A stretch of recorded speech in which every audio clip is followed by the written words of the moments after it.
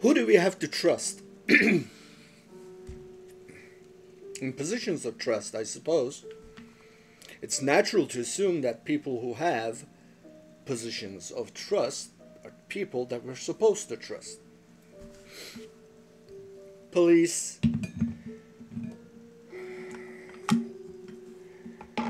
education, judiciary, military. Well, White House, Pentagon officials traded Chinese stocks while mulling Blacklist, the report says.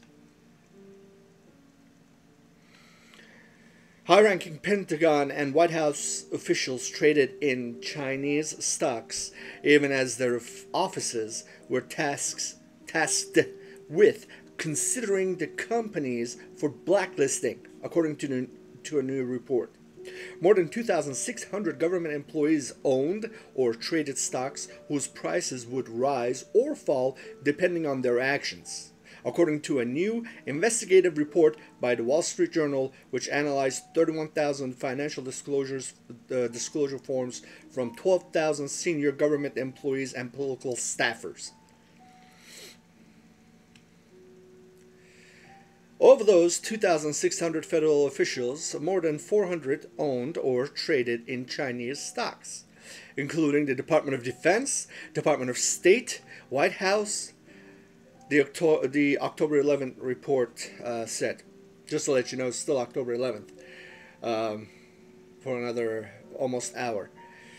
The Defense Department was among the federal agencies with the most officials who invested in Chinese stocks, even as the Pentagon in recent years has shifted its focus to countering China, the report said.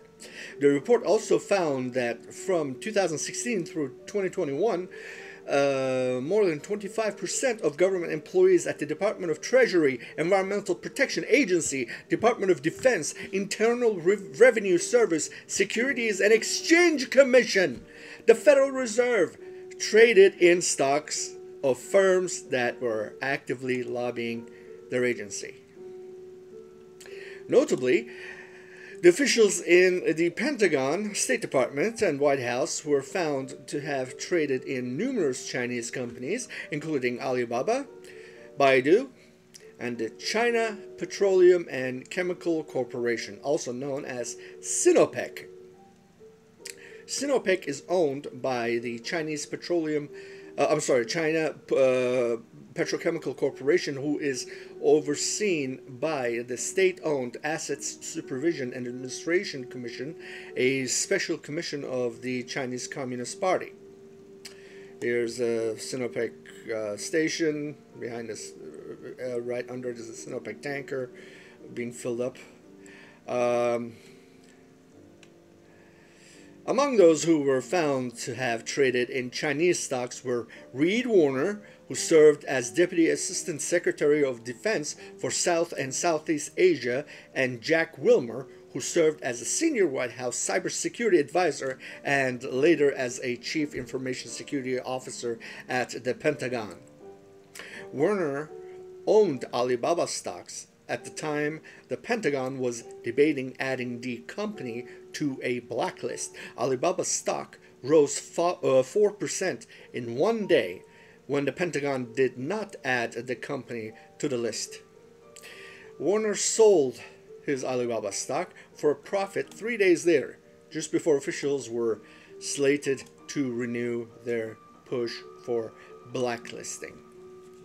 Ladies and gentlemen, just in case you don't know what this is what we call in the West as insider trading. On the first world as insider trading. At the Defense Department, officials in the Office of the Secretary reported collectively owning between 1.2 million and 3.4 million of stocks in aerospace and defense companies on average each year, examined by the journal. Some held stock in Chinese companies while the U.S. was considering blacklisting the companies, the report said. The apparent conflict of interest demonstrated in the Defense Department and White House appeared to be part of a broader pattern in which government employees actively traded stocks of companies whose businesses ran counter to the stated mission of the employees' department. Department. In one example, a top official of the EPA traded in oil and gas stocks. In another, an employee of the FDA owned stocks explicitly listed on the agency's no-buy list. The report found that the agencies in question would, at times, waive the rules when it was discovered that an employee had a conflict of interest. Other times, the agencies would sign off on the use of one of several exemptions established to allow government officials to own stocks. The report noted that many of the thousands of records requested as part of the investigation had not yet been handed over by the government, and that some agencies appeared to be stalling their release. In the case of the Department of Homeland Security, for example, no documents had yet been turned over. By Andrew Thornbrook.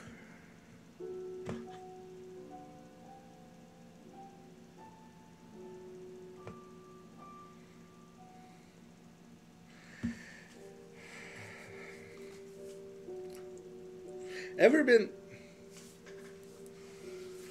in the middle of a huge crowd and felt alone? Look at this vast country of ours, full of hundreds of millions of people. Yet under each rock we overturn, we see that people that we are supposed to think of as countrymen are behaving in such fashion.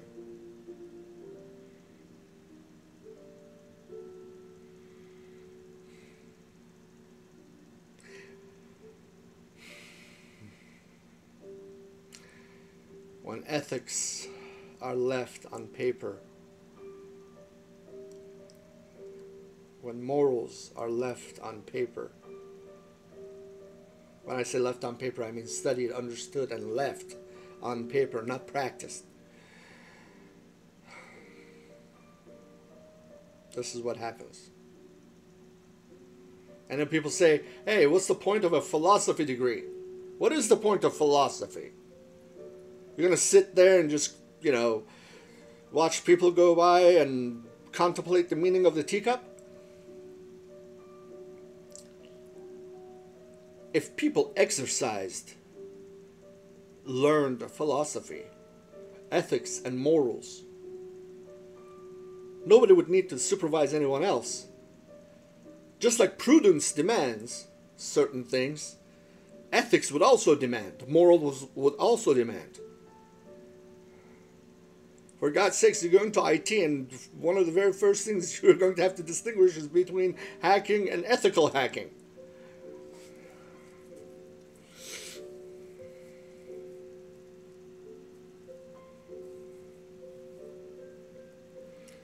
I'm afraid for our country.